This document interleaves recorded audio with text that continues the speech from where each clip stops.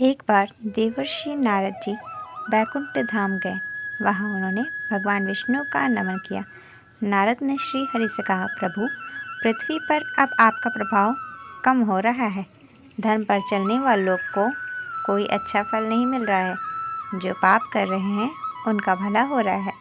तब श्री हरि ने कहा, ऐसा नहीं है देवर्षि, जो भी हो रहा है सब नियति में पहले से ही लिखा हुआ है। नारद बोले, मैं तो देखकर आ रहा हूँ। पापियों को अच्छा फल मिल रहा है और भला करने वाले धर्म के रास्ते पर चलने वालों का सिर्फ और सिर्फ बुरा ही फल मिल रहा है।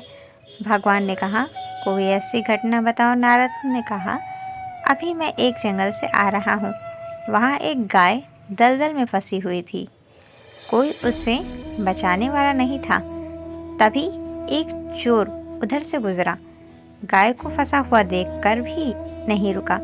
वह उस पर पैर रखकर दलदल लांघकर निकल गया। आगे चलकर चोर को सोने की मोहरों से भरी एक थैली मिली। थोड़ी देर बाद वहाँ से एक वृद्ध साधु गुजरा। उसने उस गाय को बचाने की पूरी कोशिश की। पूरे शरीर का जोर लगाकर उस गाय को बचा लिया। लेकिन मैंने देखा कि गाय को दलदल से निकालने के बाद वह साधु आगे गया तो एक गड्ढे में गिर गया। प्रभु, बताइए ये कौन सा न्याय है? नारद जी की बात सुन लेने के बाद प्रभु बोले, यह सही ही हुआ। जो चोर गाय पर पैर रख कर गया था उसकी किस्मत में तो एक खजाना था, लेकिन उसके इस पाप के कारण उसे केवल कुछ मोहरें ही मिली।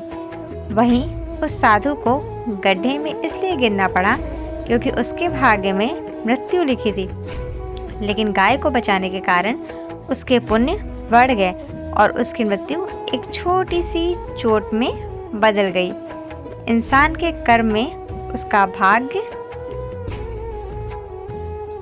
तय होता है। सीख, इंसान को कर्म करते रहना चाहिए क्योंकि कर्म से भाग्य को बदला जा सकता है।